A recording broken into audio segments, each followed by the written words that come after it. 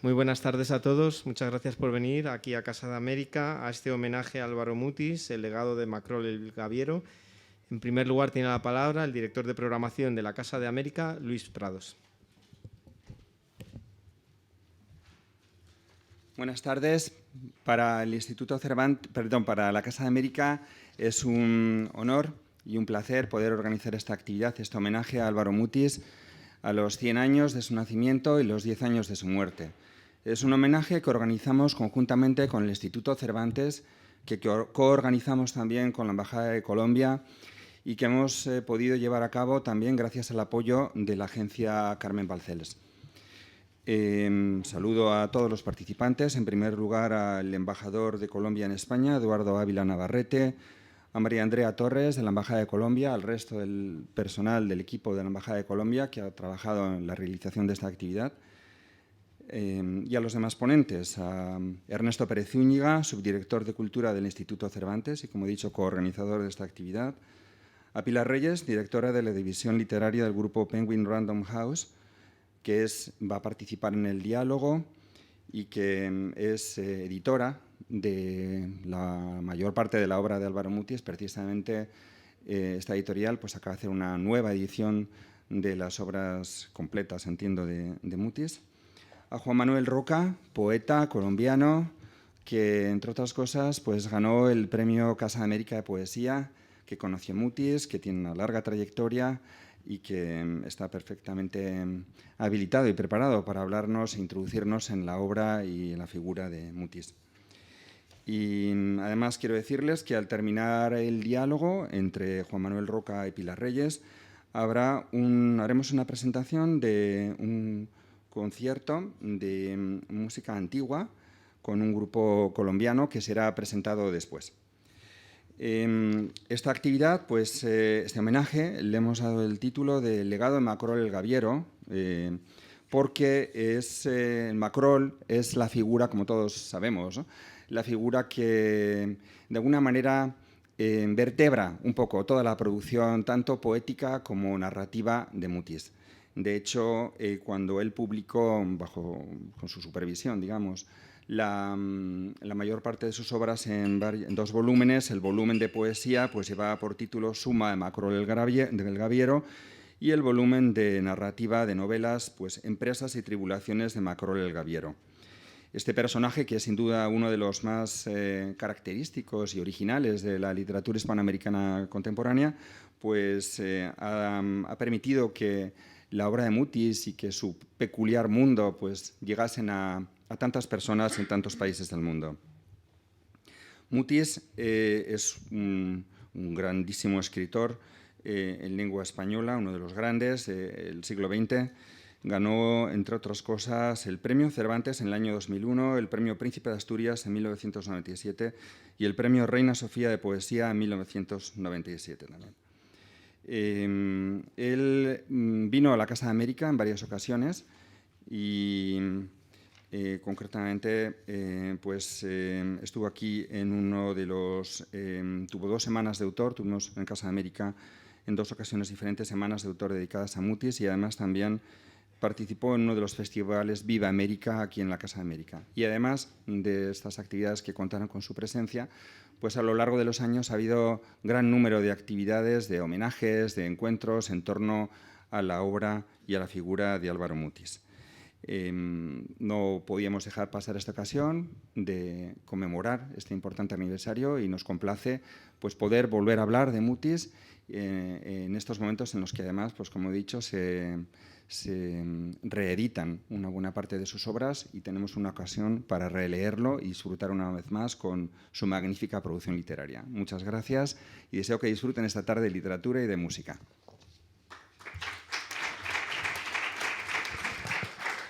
Muchas gracias, Luis. A continuación tiene la palabra Ernesto Pérez Zúñiga, subdirector de Cultura del Instituto Cervantes. Muchas gracias. Hay una entrevista de Álvaro Mutis en la que le preguntan de dónde es, de dónde se siente. Y él dice, me siento del lugar donde el lugar me dice nosotros somos tú, tú somos nosotros. Y él se estaba refiriendo a dos lugares que eran Bruselas y también a un lugar de su infancia que se llama Tierra Caliente. Es una entrevista muy, muy bonita en la que yo creo que da la clave de esa personalidad única de la que nos van a hablar esta tarde, de Álvaro Mutis. Y para el Instituto Cervantes, bueno, es un placer, la verdad, colaborar en este aniversario de Álvaro Mutis con Casa de América, porque sin duda es uno de los grandes de la literatura en español, uno de los grandes de nuestro idioma en dos géneros, además, tanto la poesía como la narrativa, que él imbrica de una manera realmente extraordinaria y única, ¿no? Con una imaginación, iba a decir una imaginación verbal, porque la tiene también, y una imaginación de personaje y una imaginación de mundo realmente maravillosa y universal, volviendo a ese nosotros, y eso nosotros somos tú, ¿no? También pensando en eso, en ese nosotros somos tú, en el Instituto Cervantes, Álvaro Mutis tiene una casa perpetua en un lugar muy marinero, que es nuestra biblioteca de Estambul. Allí tiene un lugar, cuando pensamos dónde podíamos darle una biblioteca a él, pues estábamos en la duda entre Bruselas, ¿no?, que fue tan importante para él, y Estambul. Y al final, pues esto fue en el año 2005. Yo llevaba muy poco tiempo en el Cervantes. Al final fue Estambul, porque nos parecía que era el lugar poético para que él tuviera sus libros allí, ¿no? Cerca del mar, cerca de Macrol el Gaviero y de todas las rutas, tanto marinas como las rutas literarias que se conectan por ese mar imaginario y metafórico que es la literatura escrita en español. Queríamos colaborar, y nos dio mucha alegría cuando Luis Prado nos ofreció colaborar en este homenaje a Álvaro Mutis, que queremos que tenga una respuesta en nuestra sede, en la sede del Instituto Cervantes, pues quizá en noviembre, diciembre, tenemos que determinar el día, porque queremos presentar un libro en el que hemos colaborado, hemos coeditado con la editorial El Equilibrista, una editorial mexicana estupenda, que ha reunido todos los ensayos, no todos, pero la mayoría de las lecturas que se conocen que ha hecho Álvaro Mutis sobre otros autores. Es una fiesta de libro, porque en él se puede leer, por ejemplo, su primer comentario sobre Faulkner, ¿no?, o sobre las traducciones de Borges sobre Faulkner, y de tantos autores que él iba sintiendo sus contemporáneos y iba comentando de una manera pues realmente maravillosa, porque además no se mordía la lengua, decía lo que le gustaba, lo que no le gustaba. Era un autor que sabía decir perfectamente lo que pensaba. Así que, bueno, les convocaremos a una cita quizá en noviembre o diciembre para continuar este homenaje, bueno, a uno, ya digo, de los grandísimos autores de nuestra lengua. Hay un paisaje y paisaje maravilloso que quiero traer aquí, que sale en una novelita preciosa, se llama la he visto aquí ya recogida, ¿no?, en uno de los volúmenes que acaba de sacar Alfaguara, La última escala del tram steamer. Y esa novelita empieza en un pasaje precioso en Helsinki, cuando el narrador, que además se parece mucho a Mutis, va a Helsinki y quiere contemplar desde un lugar muy preciso el paisaje del puerto. Es un lugar donde le recomiendan no ir porque hace un tiempo espantoso y se puede congelar en el momento que asome la nariz de allí, pero él insiste, y porque quiere contemplar un instante, aunque fuera un solo segundo, la belleza del lugar, ¿no? Y esa es la magia inmensa que él trae con su literatura, ¿no? De pronto, en un solo vistazo en un lugar milagroso y difícil, que es el de la imaginación, que es el del riesgo, porque todo autor que vale la pena arriesga en lo que piensa y arriesga en lo que escribe, y trae, gracias a ese riesgo, una inmensa belleza, ¿no? Ese milagro del nosotros somos tú somos nosotros, que trae toda gran literatura. La gran literatura hace eso para el presente y lo hace para el futuro y lo hace para todos los tiempos, que es lo que ha hecho Álvaro Mutis. Así que, sin más, esto es lo que quería presentar aquí esta tarde. Muchas gracias.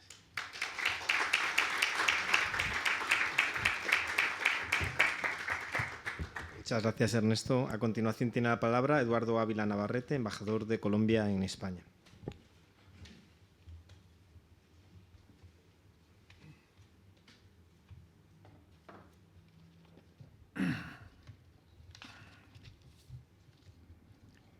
Señor Oscar Dávila, gerente Casa de América. Señor Luis Prado, director de programación de la Casa de América. Señora Ana María Rodríguez, maravillosa colombiana y responsable de literatura de esta casa. Señor Ernesto Pérez Zúñiga, subdirector cultural del Instituto Cervantes. Señora Pilar Reyes, directora editorial de Alfaguara. Señor Juan Manuel Roca, poeta colombiano. Miembros de la agrupación de música antigua, como era en un principio, estimados asistentes, amigos todos. Es motivo de gran alegría para mí estar hoy en esta casa especial para nosotros también los colombianos, para celebrar un gran acontecimiento, que es celebrar el centenario del nacimiento de un gran poeta y escritor, como es Álvaro Mutis, autor que siempre mostró su gran cariño por esta ciudad y por instituciones como la Casa de América, que desempeñan siempre un papel fundamental en la promoción de la cultura iberoamericana en España. No podría yo estar más de acuerdo con Mutis cuando en una de las entrevistas que concedió en su paso por España señaló que lugares como este son imprescindibles, pues, en sus propias palabras, y abro comillas, es muy importante que haya una presencia de América en España y una presencia de este tipo, de las manifestaciones del espíritu latinoamericano vivo, en una institución como esta, porque el mundo se está destruyendo, ya no hay casi comunicación auténtica. Hay toda clase de comunicación mecánica, automática, pero no es el alma de los pueblos lo que se comunica con los otros pueblos. Esta casa está justamente hecha para comunicar el alma de América, lo que somos nosotros, que esté presente en España. Cierro comillas. Y hoy nos hemos reunido aquí justamente para eso, para hablar de uno de los americanos colombiano de nacimiento e iberoamericano de corazón, que nos muestra ese inquebrantable vínculo existente entre nuestro continente y España. Álvaro Mutis ha sido el único escritor colombiano que ha ganado los llamados 3 grandes de las letras en español: el Premio Cervantes en el año 2001, el Premio Reina Sofía de Poesía Iberoamericana en el 2007 y el Premio Príncipe de Asturias en el año 2011. Un escritor prolífico y polifacético que se dedicó a la prosa, al verso y al periodismo indistintamente, y que en todas sus facetas con la pluma fue exitoso. Yo no quiero extenderme más en este saludo, pues serán nuestros compatriotas Pilar Reyes y Juan Manuel Roca, y los integrantes de la agrupación de música antigua, como era en un principio, quienes se encargarán de desvelarnos distintos aspectos del genio literario que era Mutis. No me queda más que agradecer a todos ustedes, asistentes que con su entusiasmo hacen todos los días que la Embajada de Colombia siempre sea grato realizar actividades en esta Casa de América. Muchas gracias a los asistentes y esperamos que esta sea una gran velada en conmemoración de esos 100 años.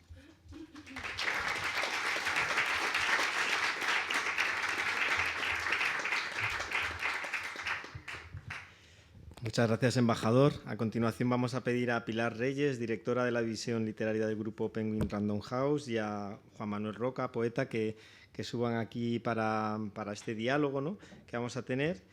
Y como ya han anunciado, después de este diálogo habrá este concierto del grupo Como era en un principio, que nos presentará su directora artística, que es Ana María Fonseca. Cuando queráis, Pilar. Bueno, pues abro fuego yo, Juan Manuel. Por favor. Pues un gusto estar aquí. Acabo de ver a mi hermana sentada aquí, que no veía hace mucho tiempo, así que me ha sobrecogido mi corazón, y esto creo que a Mutis también le había encantado esto que está pasando hoy aquí, porque a ti no te veo hace muchísimos años. Hemos compartido en Colombia muchas no sé, tablas, y digo que esto le habría encantado, porque si hay algo que sale en las conversaciones siempre sobre Álvaro Mutis es la palabra amistad. Yo creo que eso nucleó de una manera central no solo su vida, por supuesto, sino también su relación con la literatura, ¿no? No hemos planeado nada. Lo que pensábamos, tanto tú como yo le conocimos, yo quería hacer una especie de, luego podemos conversar, de mi retrato hablado, de alguna manera, de un autor a quien conocí, con quien trabajé en la editorial, y bueno, contarles algunas anécdotas que también pasan por esa relación de amistad con la que creo que era indispensable partir de base para luego trabajar con él. Y luego, si quieres, intervienes tú, y no sé si a partir de allí pueda haber una conversación. Yo fui estudiante de literatura en un momento en el que Álvaro Mutis empezaba a escribir novelas, y le pasó algo, creo, muy sui generis, y es que un poeta que había, digamos, ejercido la poesía, él decía que había publicado el libro, que había desaparecido de las librerías más rápidamente. La primera edición de su libro se publicó en 1948 y se quemó en el famoso Bogotazo de Bogotá. 200 ejemplares que se agotaron más o menos en una hora por este hecho terrible, claro. Pero él decía que era un bestseller de la poesía colombiana en ese sentido. La poesía la ejerció a lo largo de su vida, pero fue hasta muy tarde, en el año 1986, donde empezó a publicar novelas de un personaje que había nacido en la poesía. Yo empecé a leerlo casi simultáneamente con la salida de sus libros, como lectora primero, luego como estudiante de literatura, y empecé muy pronto a trabajar en el oficio de editora. Y es la primera vez que creo que he sentido una relación un poco mitómana con un autor. A mí, ni siquiera ahora en mi ejercicio de editora, suelo pedirle a los autores que me firmen los libros, por ejemplo, o guardar primeras ediciones, es algo que que a mí no me había pasado, salvo con Álvaro Mutis. Yo empecé a leer sus novelas y quería esperar a la novela siguiente, inmediatamente salía, la compraba, fui a la feria del libro a que me firmara libros, esto antes de pensar ser editora y, por supuesto, ni soñar ser su editora. Y luego, cuando en el año 1993, justo cuando terminó de escribir ese fresco que es Empresas y Tribulaciones de Macrol el Gaviero, nosotros publicamos en un volumen las 7 novelas que componían ese fresco narrativo, bajo un título que se llamó, como ya lo han dicho, Empresas y Tribulaciones de Macrol el Gaviero. Eso pasó en el año 1993, justo después de publicar el tríptico de Mar y Tierra, que es el, digamos, libro con el que cierra esa septología. Y allí yo pensaba y contaba inicialmente mi relación con Álvaro Mutis, por qué esta fascinación cuando yo iba a las firmas. Me parecía muy curioso que una persona, un autor maduro como él, con una literatura como la que estaba escribiendo, lo que produciera era una absoluta fascinación en un público como yo, es decir, gente que tenía 20 años y lo leía con fruición. Las filas estaban llenas de gente joven leyendo a Macrol Gaviero. Luego, cuando editamos ese volumen, yo pensaba mucho esto, ¿por qué? Y creo claramente que, ahora que hemos vuelto a editar los libros, las novelas en 2 volúmenes, creo que podría decir, y que eso no habla ni demerita la narrativa de Mutis, que es un autor de formación, o sea, que es un autor para un lector joven. Yo creo que le abre las puertas de la literatura. Uno quiere leer más, casi como si leyera, o un lector formado en otro momento leyera novelas de aventuras. Para mi formación lectora, Mutis fue eso, y creo que para mi generación Mutis fue eso, y abrió la puerta, yo creo que a muchos lectores, a la literatura de aventuras, a la literatura de viajes, incluso a alguien como Joseph Conrad, ¿no? Creo que fue una puerta. Es un mundo que no es un mundo juvenil para nada, pero sí es un mundo de la aspiración que puede tener un joven que se acerca a la literatura para entender la vida. Yo creo que ese personaje habla mucho de puertos, de viajes, porque es una manera, digamos, simbólica y literaria, creo, de empezar a asumir que es salir a la vida. Yo creo que Macrol habla mucho de eso, ¿no? Cuando publicamos en un volumen las 7 novelas, que además tengo que decir que quien debería estar sentada aquí, pero su discreción es absoluta, es Ana María Rodríguez, que en realidad fue la persona que trajo a Álvaro Mutis Alfaguara. Ana María era íntima amiga de Álvaro, pero como no quiso, no sé por qué no está aquí, así que me siento aquí un poco en impostura, porque el origen de esta historia de Alfaguara con Álvaro Mutis fue gracias a ti. Y es emocionante ver cuál fue este ejercicio, porque cuando Mutis vino a la editorial, estaba publicado por Editorial Norma, que había publicado los libros de manera independiente, y como digo, el último había sido muy reciente, y no sé si Mutis tuvo la idea de que con eso cerraba algo. Yo creo que en un momento debió pensar escribir más, pero bueno, la vida y creo que el éxito también lo llevó a ser una persona pública, popular, hablando de sus libros, que era, ahora diré algo sobre eso, algo que no creo que le gustara del todo. Cuando editamos en un solo volumen las 7 novelas, el ejercicio de leerlas así, una tras otra, las publicamos en el orden en que habían sido escritas, en el orden en que habían sido publicadas, ¿no? La nieve del almirante, Ilona llega con la lluvia, La última escala del Tramp-Steamer, Umbel morir, Amirbar, Abdul Bashur, Soñador de navíos, y por último el tríptico de Mar y Tierra. Cuando hacíamos este ejercicio, yo que estaba editando el texto, que trabajaba como asistente del editor, empezamos a hacer un ejercicio que hace un editor que está fijando texto muy claro, y estas novelas fueron escritas en momentos distintos, aunque la ventana en la que fueron escritas es también muy asombrosa de su proceso con la narrativa. El primer libro lo escribió en 1986, el último en 1993. Es decir, en 7 años escribió 7 novelas que fueron un éxito inmenso, y lanzó a Mutis como novelista, cuando eso no era, creo, no estaba entre sus planes. Yo creo que las empezó a escribir por una apuesta que él mismo hizo de cuando me jubile voy a hacer algo con el Macrol y ahí está al hacer ese ejercicio de publicarlas en un solo volumen pasó algo increíble. Yo le iba notando cosas que tenían que ver con el orden cronológico. Si Macrol había estado en Amberes, no podía haber estado antes en Panamá. Si aquí hay en este dato digamos, una ubicación de alguna manera de la cronología de los hechos, esto otro no pudo acontecer. Y Mutis me dio una lección feliz. Me dijo, ¿y eso qué importa? Yo nunca he escrito esas novelas con un sentido de contar una trayectoria de vida. Yo estoy escribiendo algo que pasa más en el territorio mítico, en el territorio de las aventuras.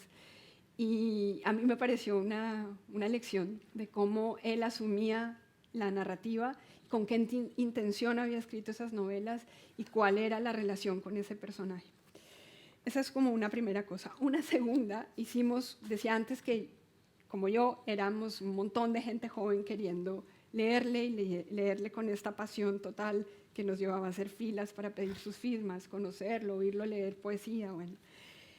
Pensamos en hacer una edición con, para mí, sus 2 mejores libros narrativos que no están en las empresas y tribulaciones de Macrol el Gaviero. Son 2 textos cortos prodigiosos. Para mí ahí hay una de las más bellas historias de amor que se ha escrito en español. Son 2 textos, uno se llama La muerte del estratega, el otro El último rostro. Queríamos hacer con esos 2 pequeños textos una edición escolar, que fuera también eran textos que tenían que ver con la historia, que, digamos, abrieran la puerta a la literatura de Mutis y también a la relación de los hechos históricos con la narrativa, en fin. Entonces, él estuvo encantado porque tenía una sensibilidad, tenía mucha claridad que ese público que estaba llegando de una manera que él ni siquiera pensó a los jóvenes y le pareció muy buena idea. Entonces yo estaba redactando la cuarta de forros, donde estaba poniendo su nota biográfica. Y entonces yo escribí: Álvaro Mutis nació en la Tierra Caliente colombiana, que la Tierra Caliente es como una zona geográfica, como si dijéramos el páramo, o la Tierra Caliente es una tierra intermedia en el trópico. Las estaciones pasan depende de a qué altura estás en la montaña, más cerca del mar, más cerca del cielo. Mutis vivía en la mitad, en esa zona que se llama la Tierra Caliente. Bueno, vivió en la infancia allí, pero yo puse, porque eso es un tema central en su poesía y sobre todo en su narrativa, que Mutis había nacido en la Tierra Caliente y empezaba a echar alguna especie de elucubración de por qué entonces. Y Mutis me devolvió la nota diciendo: no, mijita, yo nací, como dicen todas las cuartas de forros de mis libros, en Bogotá, no tiene nada de poético. Pero lo que sí es poético es que yo pasé los mejores momentos de mi infancia en una finca, que era una finca de mi abuelo, que se llamaba Coello, en la Tierra Caliente. Y me gusta pensar que alguien piense que yo nací en ese territorio. Pero no, ahí pudo eventualmente nacer Macrol el Gaviero. Y yo creo que a él le encantaba, y esto lo cito porque creo que a él le encantaba pensar que su personaje, yo creo que lo logró, fue más importante que él. A él le gustaría desaparecer y que uno pensara no en Álvaro Mutis, sino en Macrol el Gaviero. Y yo creo que logró una cosa que en literatura es muy difícil de hacer y pasa muy excepcionalmente, que es crear un personaje que tiene de alguna manera las dimensiones nacido en la ficción, las dimensiones de la realidad. O sea, se me viene a la cabeza, no sé, Sherlock Holmes, o Alatriste, el capitán Alatriste, o Macrol el Gaviero. Creo que eso lo logró y eso a él le encantaba. Y este error garrafal de mi parte me sirvió para ver ese otro sesgo de su personalidad, esta idea como del autor que se impone y que está por encima de sus libros.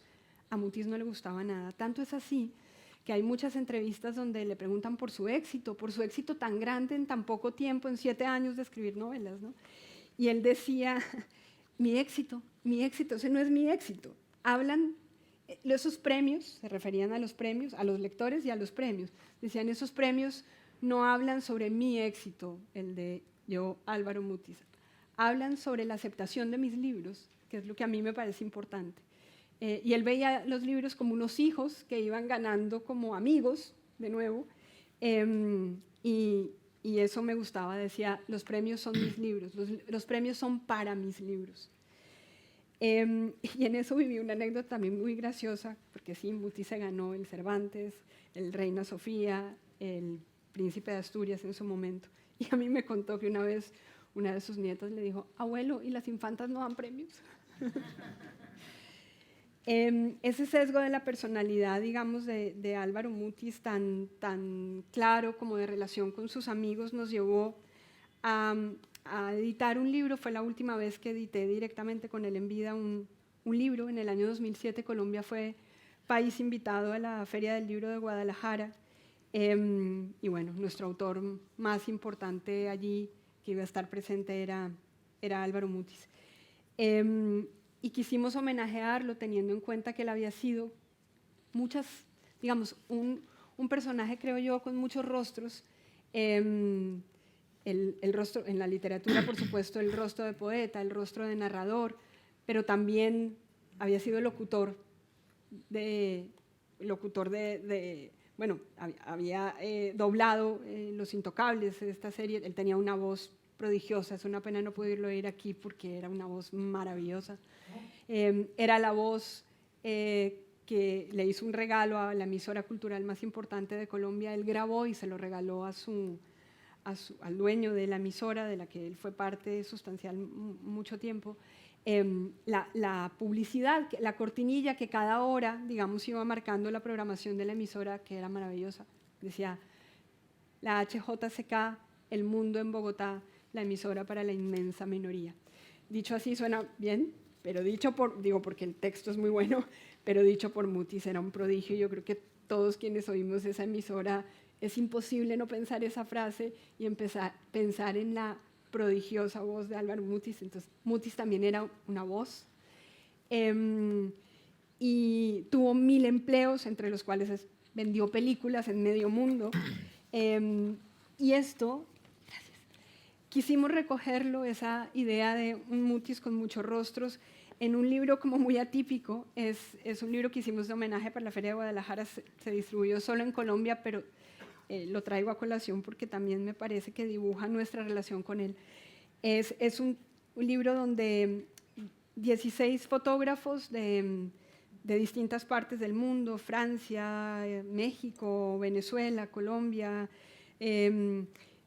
reunimos allí fotos que le hubieran tomado a Mutis en distintos momentos de su vida, y muchas de las cuales, por supuesto, está como en la portada con una gorra. Es decir, hay todo un alter ego en el juego con Macrol muy, muy claro. Y aquí recogimos un texto prodigioso, y con eso quiero terminar, en el que fue un texto que leyó o habló, porque en eso García Márquez era tan prodigioso que no sé si lo leyó o lo habló, yo no estaba presente. Cuando Álvaro Mutis cumplió 70 años, se le hizo un gran homenaje en Colombia, y García Márquez leyó un texto maravilloso donde lo dibujaba perfectamente. Y con esto les cuento una anécdota también muy divertida. Cuando recién conocí a Álvaro Mutis, Mutis me contó una anécdota con García Márquez muy divertida. Mutis tiene un poema, y por eso, Estambul para Mutis, le encantaba decir frases como muy impactantes para dejar, luego las llenaba de mucho contenido, pero para él decía que le encantaba la historia, era un gran lector de historia, conocía muchísimo, era un lector impresionante, y contaba muchas anécdotas de historia, y decía que para él la historia contemporánea, que para él el último hecho importante en la historia de la humanidad había sido la caída de Constantinopla.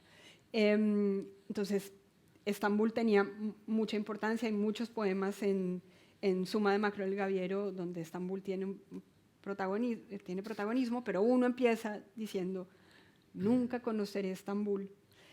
Y me cuenta esta anécdota Mutis, que García Márquez un día le dijo, ahí le jodí el poemita ese, y le tira sobre la mesa unos billetes invitándolo a Estambul.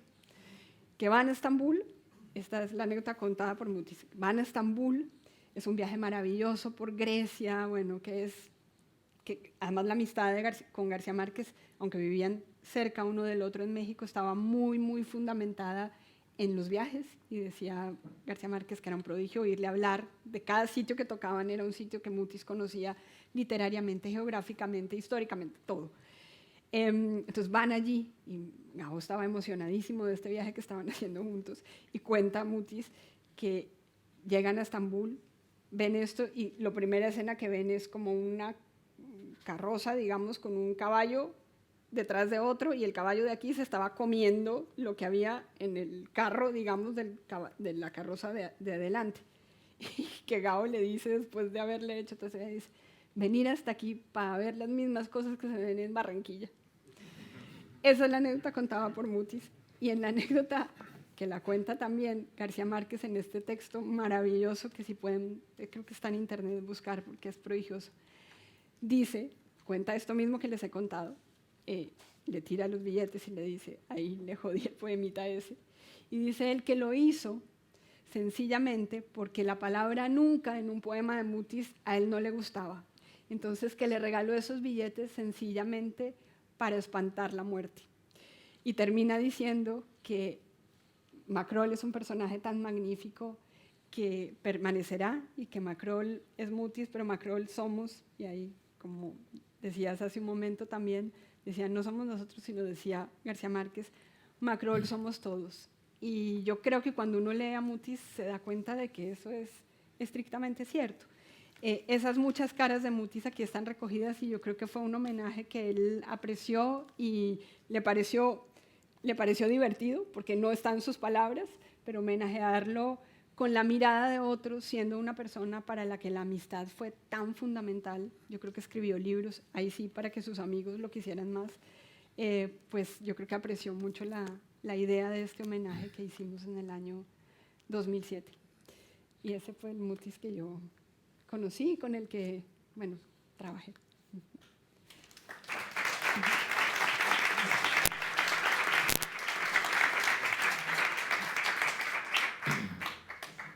Bueno, para mí es muy placentero estar acá celebrando este centenario de Álvaro Mutis y además con un ingrediente de orden atmosférico, y es que la última vez que yo lo vi fue precisamente aquí en Casa de América. Y entonces recordaba yo que hablábamos precisamente de ese carácter poliédrico de su personaje, Macrol el Gaviero, y de lo que nos ha sustentado con tanta claridad se me fue tu nombre. Pilar. Pilar, que es ese carácter, digamos, rambodiano del yo es otro, ¿no? Cómo lograba desdoblarse de una manera para crear un personaje desde la ficción tan entrañable que se nos hizo común a todos, como si fuera parte de nuestra poco sagrada familia. Porque digamos que esa frase de Rimbaud de yo es otro, realmente él la logra convertir en un personaje, en una entidad física y espiritual, así como lo es una geografía física y espiritual, el Tolima de su infancia, lo que él llama la tierra caliente, esa zona cafetera lleno de atmósferas, de sensualidades del paisaje.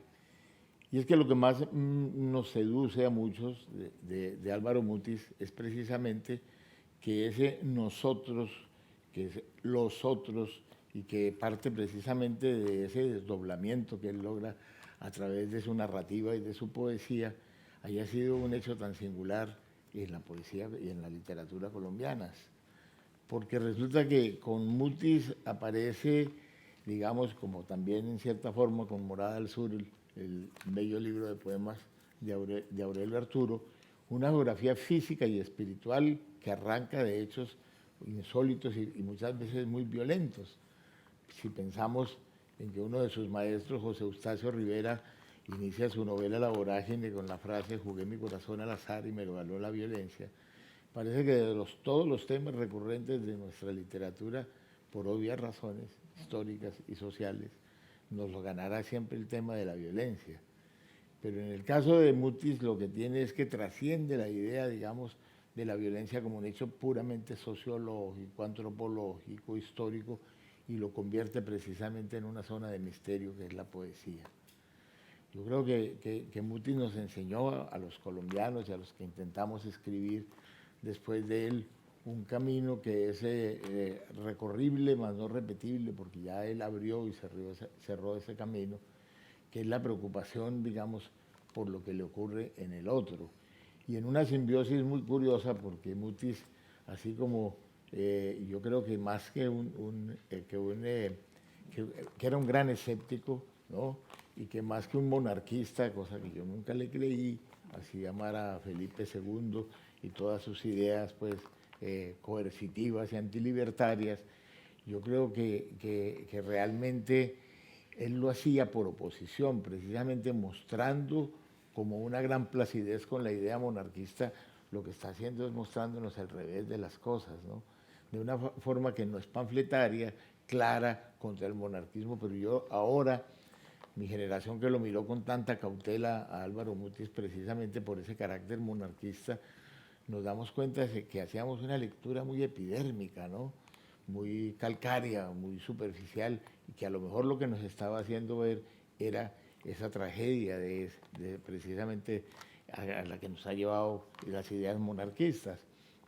Y es que la paradoja de él es precisamente cómo uno ve que alguien que vive en Lecumberri, en una cárcel donde él dice una cosa terrible e irónica como todas las de él, que lo que más le impresionaba al levantarse y ver a sus compañeros de celda, porque era un hacinamiento, era con su buena educación no poderles decir buenos días, porque realmente decir buenos días en una cárcel resulta una cosa más esperpéntica y dolorosa y monstruosa que otras, ¿no?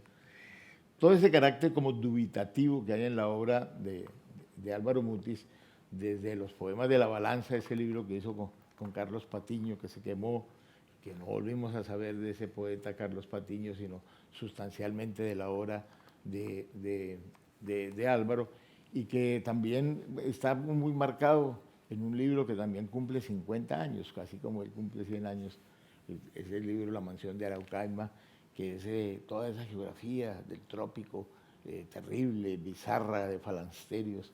Es realmente único en la literatura de nuestra lengua en nuestro continente. Así que lo que yo pienso es que con todo lo pormenorizado que nos ha dicho Pilar, es poco lo que podría agregarse. Es decir, que su carácter lírico, que las cabeceras de su lenguaje, que a veces vienen de Saint John Perse, de Conrad, evidentemente de gente que ejerció una gran influencia en él, cómo logra transformar todo ese caudal de conocimientos y de lecturas en una voz tan personal, tan propia y tan diversa. No es una coral cantando la misma tonada a pesar de que los temas sean los mismos. Entonces a mí me parece que el gran aporte precisamente de Álvaro Mutis fue la exploración de una cantidad de mundos que nuestra poesía tradicionalmente conservadora no había logrado para crear ese desdoblamiento. Creo que uno habla de Macrol y cree que está hablando de Álvaro Mutis, pero está hablando en conjunto de una gran cantidad de seres exuberantes y terribles que somos los habitantes de ese continente. Yo lo que más quisiera es precisamente señalar cómo él, digamos, cuando una vez me hablaba de Aloysius Bertrand y su Gaspar de la Noche, que es el gran creador del poema en prosa, que después lo retoma Baudelaire, lo que logra él es exactamente eso, ¿no? Una mezcla del cantar y del contar permanente, que uno no sabe si está leyendo una prosa lírica o está leyendo precisamente unos poemas épicos y narrativos. Las lecciones de Álvaro Mutis son muchas para los escritores posteriores, y yo creo que la más grande, la más maravillosa de todas es precisamente el encuentro de una palabra bien habitada por sí mismo, digamos, con un mundo orgánico tan fuerte como el que creó. Juan Manuel, pero tú que eres un grandísimo lector de poesía, tienes que leernos un par de poemas de Mutis que nos... ¿no? Bueno, para oír su voz. Quisiera leer el poema que más me gusta de él, que es el Nocturno, que es precisamente esa geografía física y espiritual de la tierra caliente.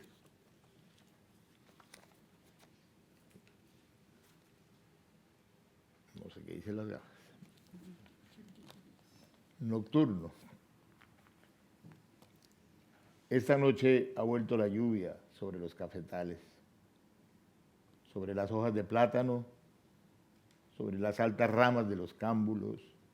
Ha vuelto a llover esta noche una agua persistente y vastísima que crece las acequias y comienza a henchir los ríos que gimen con su nocturna carga de lodos vegetales. La lluvia sobre el zinc de los tejados canta su presencia y me aleja del sueño hasta dejarme en un crecer de las aguas sin sosiego, en la noche fresquísima que chorrea por entre la bóveda de los cafetos y escurre por el enfermo tronco de los balsos gigantes.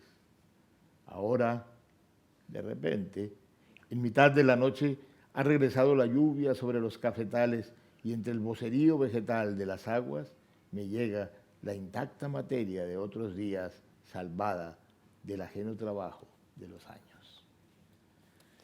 Y un segundo poema que es de alguien que influenció mucho en él, no de una manera tan decisiva, creo yo, como San John Perse, que se menciona poco, pero con quien encuentro gran empatía, y por supuesto con Conrad, que es Marcel Proust. Y es un poema dedicado a Marcel Proust, que se titula Poema de lástimas a la muerte de Marcel Proust. ¿En qué rincón de tu alcoba, ante qué espejo, tras qué olvidado frasco de jarabe hiciste tu pacto? Cumplida la tregua de años, de meses, de semanas de asfixia, de interminables días del verano, vividos entre grandes edredones, buscando, llamando, rescatando la semilla intacta del tiempo, construyendo un laberinto perdurable donde el hábito pierde su especial energía, su voraz exterminio, la muerte acecha a los pies de tu cama, labrando en tu rostro milenario la máscara letal de tu agonía. Se pega a tu oscuro pelo de rabino, cuyo cava el pozo febril de tus ojeras y algo de seca flor, de tenue ceniza volcánica, de lavado vendaje de mendigo, extiende por tu cuerpo como un leve sudario de otro mundo o un borroso sello que perdura. Ahora lo ves erguirse, venir hacia ti, herirte en pleno pecho malamente y pides a Celeste que abra las ventanas donde el otoño golpea como una bestia herida. Pero ella no te oye ya, no te comprende e inútilmente acude con presurosos dedos de hilandera para abrir aún más las llaves del oxígeno y pasarte un poco de aire, del aire que te esquiva y aliviar tu estertor de supliciado. Monsieur Marcel explica a tus amigos que escépticos preguntan por tus males y las llamas con el ronco ahogo del que inhala el último aliento de su vida. Tiendes tus manos al seco vacío del mundo, rasgas la piel de tu garganta, saltan tus dulces ojos de otros días y por última vez tu pecho se alza en un violento esfuerzo por liberarse del peso de la losa que te espera. El silencio se hace en tus dominios mientras te precipitas vertiginosamente hacia el nostálgico limbo donde habitan a la orilla del tiempo tus criaturas. Vagas sombras cruzan por tu rostro a medida que ganas a la muerte una mueca, una nueva porción de tus asuntos y, borrando el desorden de una larga agonía, surgen tus facciones de astuto cazador babilónico, emergen del fondo de las aguas funerales para mostrar al mundo la fértil permanencia de tu sueño, la ruina del tiempo y las costumbres en la frágil materia de los años.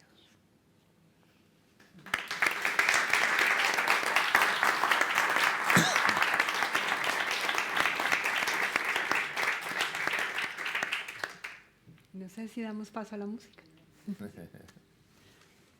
A otra música. A otra música.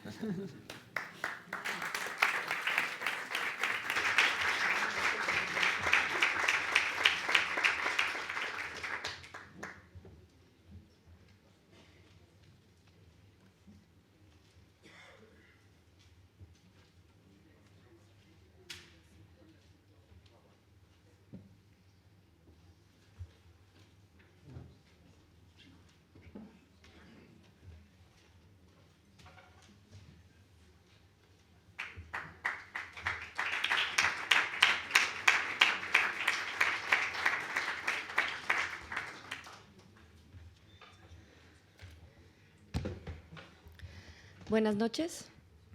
Es para, como era en un principio, una alegría muy grande estar acá. Y voy a presentar muy rápidamente el programa que vamos a hacer.